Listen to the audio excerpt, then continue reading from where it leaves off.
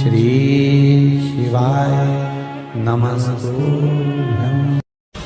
और एक विश्वास के साथ आप लोगों से कहना चाहूंगा, जितने लोग आस्था पर कथा सुन रहे हो, जितने फेसबुक यूट्यूब पर सुन रहे हो, और जितने लोग मालेगांव की ये पवित्र भूमि पर बैठकर कथा सुन रहे हो, एक दिल से कहूं आप लोगों से, आप स्वीकार करिएगा, दुख की घड़ी में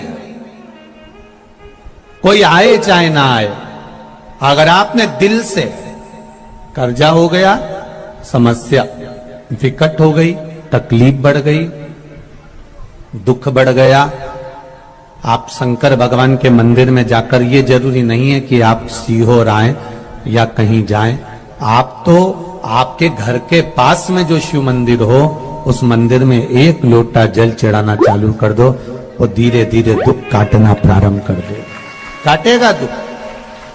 बस जल चढ़ाने का एक नियम है शिव जी का। शंकर भगवान को जो जल चढ़ाया जाता है दुख काटने के लिए, तकलीफ काटने के लिए, कष्ट मिटाने के लिए, तो एक नियम है शंकर भगवान का जल चढ़ाने का जो नियम है। जैसे ये गौल जलाधारी है, यहां से पानी गिरता है, ये शिवलिंग है।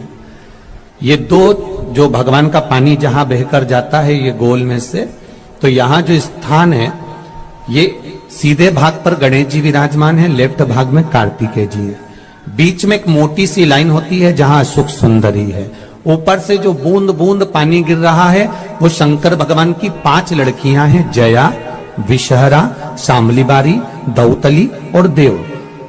जहां गोल भाग है, जहां शिवलिंग रखा हुआ है, ये माता पार्वती जी का हस्त कमल है, जिसको पीठिका कहते हैं। महाराज, जल चढ़ाने का नियम है, जब हमारे ऊपर दुख होता है, तकलीफ होती है, कष्ट होता है, बड़ी दिक्कत परेशानी होती है, तो हम जल चढ़ाते हैं। तो उस जल को चढ़ाने का नियम है, पहले गणेश जी का स्थान, कार्तिकेय का स्थान, अशोक सुंदरी की जगह, फिर माता पार्वती की पीठिका, उसके बाद जलाधारी को स्मरण कर कर जल धीरे धीरे शंकर भगवान पर छोड़ा जाता है। जब धीरे धीरे शिव जी पर जल चढ़ाएं, उसके बाद में आप अपने मन की कामना जब जल चढ़ाते जाएं और बाबा से कहते जाएं, बाबा, रोज कामना कहने की जरूरत नहीं है, एक बार आप कामना करो और उसके बाद जल चढ़ाना प्रारंभ करो, और उसको कहना जरूर, तेरे दरबार से कोई खाली नहीं गया मेरे शंभू, मैं नहीं जानती, मैं तो इतना जानती हूं कि कंकर शंकर है और तू सुनता जरूर है। ब्रह्मा ब्रह्म लोक में है, भगवान विष्णु वैकुंठ लोक में है, पर मृत्यु लोक में मेरा देव अधिदेव महादेव है, मेरी सुनेगा जरूर। और बाबा से विनय कर कर आप आइए। जल चढ़ाने का नियम, अगर दुख है, तकलीफ है, कष्ट है, तो ऐसे चढ़ा दो, और अगर मन कर रहा है डायरेक्ट शिव जी पे चढ़ाना हो तो तुम्हारी मर्जी है, उसमें कोई मना नहीं। शिव तत्व किसको कहते हैं? शंकर का गुणगान, शिव का स्मरण, भगवान शंकर का मंत्र जाप किसको कहते हैं? ये वही समझ सकता है जिसके भीतर शिव समाया होगा। और एक विश्वास के साथ आप लोगों से कहना चाहूंगा, जितने लोग आस्था पर कथा सुन रहे हो, जितने फेसबुक यूट्यूब पर सुन रहे हो, और जितने लोग मालेगांव की ये पवित्र भूमि पर बैठकर कथा सुन रहे हो, आप दिल से उसकी कथा सुनना।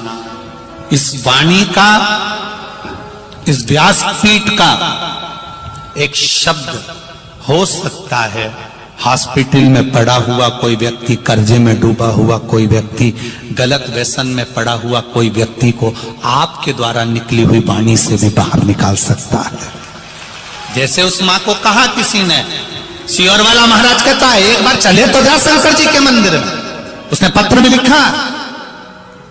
जब वो सियोर वाला महाराज कहता है, चिल्ला चिल्ला कर कहता है, एक लोटा जल सारी समस्या का हल, तो जा।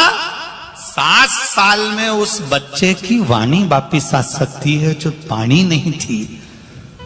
जब वो वाणी मेरा महादेव दे सकता है, वो देखो उस माँ के चेहरे की खुशी, उस माँ के चेहरे की रौनकता, जिसका बेटा 7 साल बाद बोला हो, उसका आनंद देखिए कि कितना होगा, कितना आनंद होगा।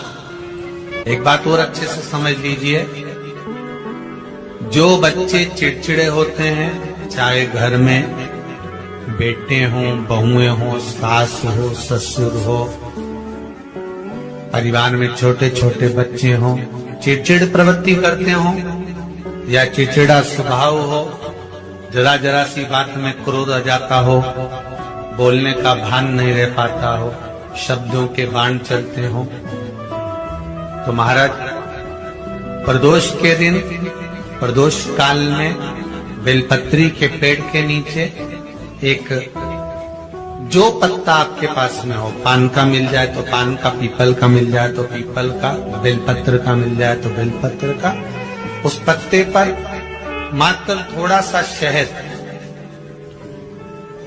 और 7 दाने चावल के रखकर घी का दिया लगा दो महाराज, और थोड़ा सा जल हाथ की अंजलि में लेकर भगवान देवाधिदेव महादेव का स्मरण कर कि इस बेलपत्री के वृक्ष के नीचे माता लक्ष्मी, पार्वती, सरस्वती विराजमान है।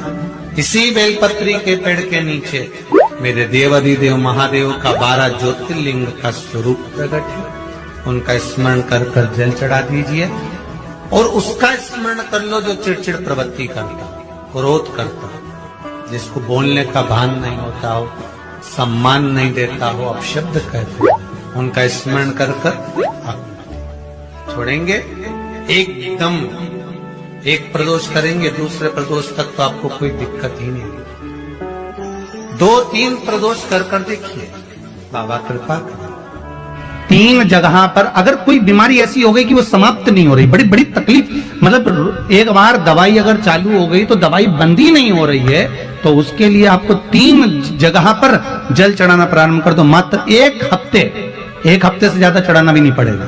जैसे 1 हफ्ते आप टेबलेट लेते हो, गोली लेते हो, 1 हफ्ते चढ़ाना प्रारंभ कर दो।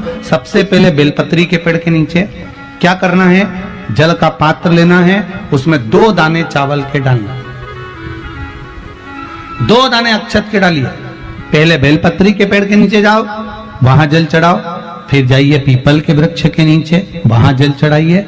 आखिरी में या तो शमी के नीचे या फिर आंवले के नीचे, इन दोनों में से कोई एक वृक्ष जिसके नीचे। पर 1 हफ्ते अगर आपने आंवले में चढ़ाया है तो आंवले में ही चढ़ाना, शमी में चढ़ाया है तो शमी में चढ़ाना है। ये बदल के मत चढ़ाना कि आज मैं शमी में चढ़ा देती हूँ, कल आंवले में चढ़ा दूंगी, ऐसा नहीं। शंकर भगवान पे चढ़ा हुआ जल जो बहकर जाता है उसको 3 जगह पर जरूर लगाना चाहिए। ध्यान से सुनिएगा। 9 ग्रह जो शरीर पर राहु, केतु, मंगल, बुध, शनि परेशान करते हैं, उसकी समाप्ति के लिए शिव पर चढ़ा हुआ जल नैनों पर, कंठ पर, मस्तिष्क पर, 3 जगह पर, जिसके प्रतिदिन शिव पर चढ़ा हुआ जल लगता है उसको कभी 9 ग्रह परेशान नहीं कर